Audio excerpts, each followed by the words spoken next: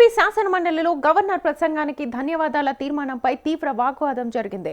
TDP ప్రవేశపెట్టిన తీర్మానంపై చర్చ సందర్భంగా వైఎస్ఆర్సీపీ సభ్యులు లేవనెత్తిన ప్రశ్నలకు సమాధానాలు ఇవ్వలేక మంత్రి పార్థసారథి ఎదురుదాడికి దిగారని విపక్ష నేతలు ఆరోపించారు. శాసనమండలిలో ప్రతిపక్ష నేత బొత్స సత్యనారాయణ మాట్లాడుతూ తల్లికి వందనం పథకం కింద ప్రతి తల్లికి 15,000 సహాయం అందుతుందన్న మాట నిజం కాదన్నారు. ఎక్కువ మంది ఖాతాల్లో కేవలం 7,000 నుంచి 8,000 మాత్రమే జమ అయ్యాయని తెలిపారు. నేను చెప్పింది తప్పైతే రికార్డుల నుంచి తొలగించి అధికారులతో విచారణ చేయించాలన్నారు.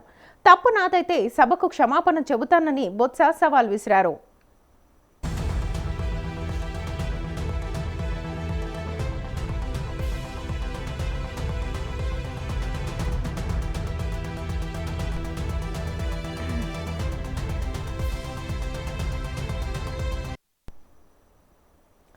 తాను 15 ఏళ్లు మంత్రిగా పనిచేశానని, సభా సంప్రదాయాలు నేర్పించాల్సిన అవసరం లేదని చెప్పారు. బొత్స ప్రశ్నలకు సమాధానం చెప్పలేక మంత్రి నీళ్లు నమిలారని, బదులుగా వ్యక్తిగతంగా దాడి చేశారని ఆరోపించారు. సభ అనంతరం మీడియాతో మాట్లాడిన బొత్స 2 ప్రధాన అంశాలపై చర్చ జరిగిందన్నారు. విశాఖలో భూములను 99 పైసలకే ఇవ్వడంపై ప్రశ్నించగా ప్రభుత్వం సరైన సమాధానం ఇవ్వలేదన్నారు.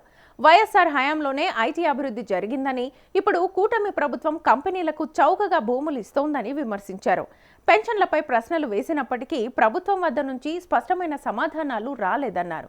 గత వైఎస్ఆర్సీపీ ప్రభుత్వంలో ఏడాదికి 2 సార్లు కొత్త పెన్షన్లు ఇచ్చామని, ఈ ప్రభుత్వం వచ్చాక ఒక్క కొత్త పెన్షన్ కూడా ఇవ్వలేదని అన్నారు. విశాఖ నగరంలో ఉన్న విలువైన భూముల్ని మీరు వచ్చి 99 పైసలు ఇస్తున్నారు. అది ఇచ్చిన దాంట్లో పారదర్శకత లోపిస్తుంది. మీరు వచ్చి వారితో ఏం సంప్రదింపు చేసుకుంటున్నారో ప్రపంచానికి తెలియాలి, కానీ మాకు తెలియదు, ప్రపంచానికి కూడా తెలియదు. మీరు లోపాకారిగా చేస్తున్నారు.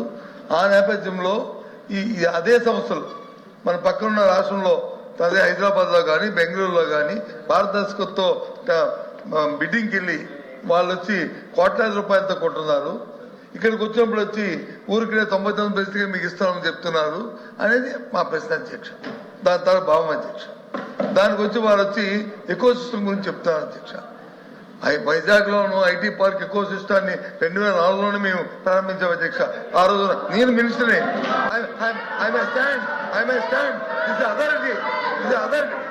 ఐటీ పార్క్ ని ఐటీని నేను స్థాపించాను. అధ్యక్ష వీళ్ళు కాదు మీ నాన్నగారు ఎవరు చెప్తారు, మీ తండ్రి ఎవరు చెప్తారు. 2014, 2019 ఏం చేయాలో చెప్పండి.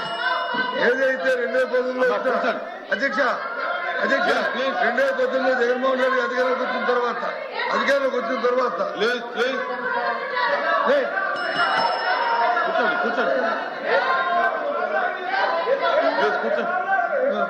2019లో ఏదైతే మీరు ఎకో సిస్టమ్ గురించి ఈ డేటా సెంటర్ మారుతారో 2019లో జగన్మోహన్ అధికారంలోకి వచ్చిన తర్వాత అదాని డేటా సెంటర్ వచ్చి ఎవరైతే అమలు చేశారో అదాని చెప్పారు కదా, ఇది తెలియదు అధ్యక్ష. అయినప్పటికీ కూడా వాటి గురించి సంప్రదింపు చేయడానికి, డిస్కస్ చేయడానికి దీని మీద సపరేట్ డిబేట్ తెచ్చుకుంటా బిజినెస్ సెక్టర్. కానీ ఈ రోజు ఈ ప్రశ్నకి ఈ ప్రభుత్వం లోపాకారిగా మీకున్న లావాదేవీలతో మీ స్వార్థ ప్రయోజనం కోసం అధ్యక్ష చెప్తాను అధ్యక్ష. వైజాగ్ క్రితం భూములు అధ్యక్ష వాళ్ళ కుటుంబానికి వచ్చి 5,000 కోట్ల భూముల్ని ఏ రకంగా అపరంగా కట్టబెడతారు అధ్యక్ష. ఎంతమందికి ఉద్యోగం ఇస్తారు క్రితం 5,000 కోట్ల భూముల్ని కట్టబెడతారు అధ్యక్ష. ఇది సమాధానం అధ్యక్ష. కాబట్టి ఈ ప్రభుత్వం చేస్తున్న ఈ బోధోపిడికి ఈ లాలూచికి నిరసనగా ఈ దండానికి నిరసనగా మీరు చేస్తున్న వ్యతిరేకమే విధానం నిరసనగా ఈ ప్రశ్న నుంచి మేము వాకౌట్ చేస్తాం అధ్యక్ష.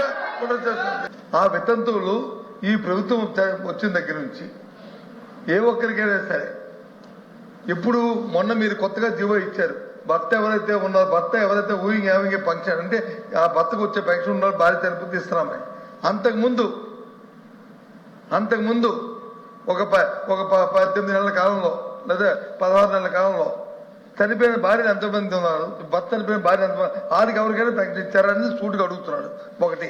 రెండోది, ఏదైతే ఈ ప్రభుత్వం వచ్చిన తర్వాత 60 సంవత్సరాలు నింపి ఏదైతే మీరు 50 సంవత్సరాలు ఇచ్చింది సూపర్ 6 లో మీరు హామీ ఇచ్చారు, అది ఇంకా హామీ నెరవేరుస్తారా లేదా అది తేలుతుంది. అది ప్రజలు తర్వాత దానికి సమాధానం చెప్తారు. దానికి తర్వాత ఆ చర్చలోకి వెళ్దాం. రెండో చర్చ దాంట్లోకి వెళ్ళొద్దు.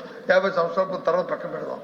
60 సంవత్సరాలు నిండిన వారికి ఏ ఒక్కరికైనా సరే ఈ ప్రభుత్వం వచ్చిన తర్వాత ఫ్యాక్టరీ ఇచ్చారా? అది సూటుగా అడుగుతుంది. ఆ 2 ప్రశ్నలకి సమాధానం చెప్పాలి తప్ప ఆ 2 ప్రశ్నల్ని దయచేసి మంత్రి గారిని సమాధానం చెప్తే మీ ద్వారా చూస్తున్న రాష్ట్ర ప్రజలను సంతోషిస్తారు అధ్యక్ష.